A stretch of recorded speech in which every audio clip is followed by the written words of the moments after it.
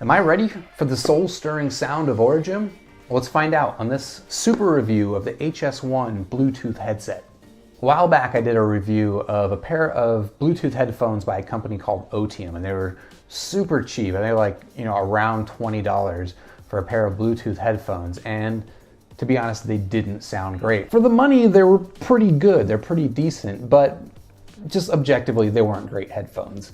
These, however, maybe these are better. These are actually a little bit more expensive than the Otiums, and that, to be honest, kind of gives me a little bit of hope that maybe they'll be a little bit nicer. Just looking at the back of the box, the features and some of the things that they put into this headset does sound more appealing than the Otiums, which were just bare bones. You get what you pay for with the Otiums.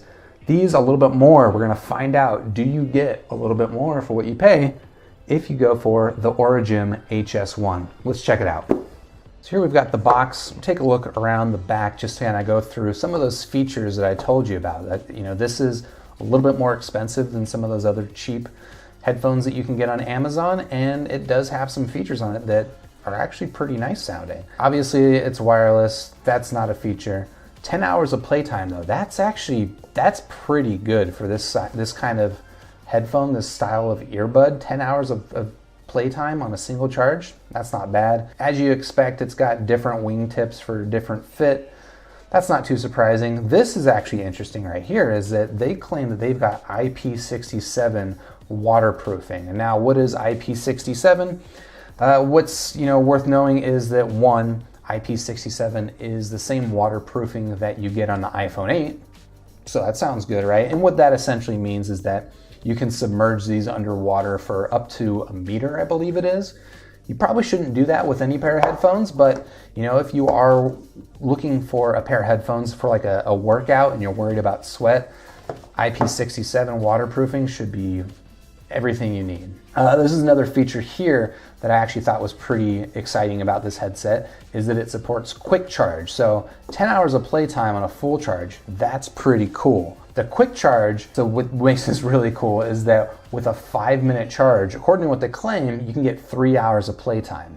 This last bit, premium Bluetooth audio, you expect anyone to claim that they've got premium audio, and not everyone's gonna deliver, but what is interesting about this headset is that, at least on the Amazon listing, they claim that they support aptX audio, and that is just, it's a better Bluetooth audio codec than you get from some of the other cheaper headphones. So we're going to find out if that actually results in a better sounding audio. Go ahead and crack open this box and find out what we get inside with our HS-1s.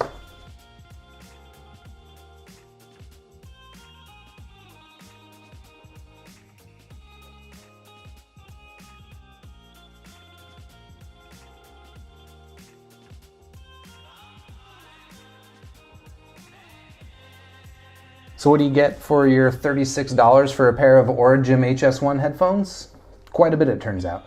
Of course, you get a USB micro charging cable. That's not surprising. You get instructions, which I hope I don't have to use. You get, I believe this is the wingtips. Let me go ahead and open this up just to make sure. So you get 3 different sizes of wingtips. You get all kinds of ear tips. You get including 3 sizes of standard silicone tips, as well as 2 different sizes of these foam tips. These actually kind of feel a lot like earplugs. As someone who wears earplugs all the time, that might be more comfortable than these silicones. You get the headset itself, of course, and just kind of my first impressions of this is that this is built a lot nicer than those Otium headphones. This casing right here is actually all aluminum. This is all metal. And that's pretty nice compared to some of those other cheaper headphones I've seen. And this is also a nice touch. I know this just looks like a stupid, insignificant piece of plastic, but what this is this is a clip that you can use to sort of cinch up the cable so that you can make this as tight as possible behind the back of your head as you like the fit. Now, most headphones that I've tried like this don't come with this clip. My Jaybirds, which I do like quite a bit, they have a clip like this, and it makes it so that they just fit really tangle free. Oh, and of course you get a little leatherette pouch. Not real leather, but you don't expect it to be. Okay, let's go ahead and give them a listen test. Really, honestly, these are not too shabby at all.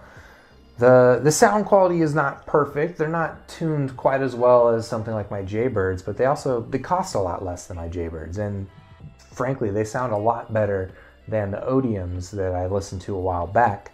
For 35 bucks, I gotta be honest, that's pretty impressive for 35 bucks. There's quite a bit of bass there, and it's not super detailed. It's not super crisp bass, but there is a lot of bass there. Maybe there's a little bit more bass there for my personal tastes, and it does kind of come at the expense of the mids, especially. The highs are kind of there. They get rolled off a little bit, but look, I'm nitpicking. I'm nitpicking quite a bit.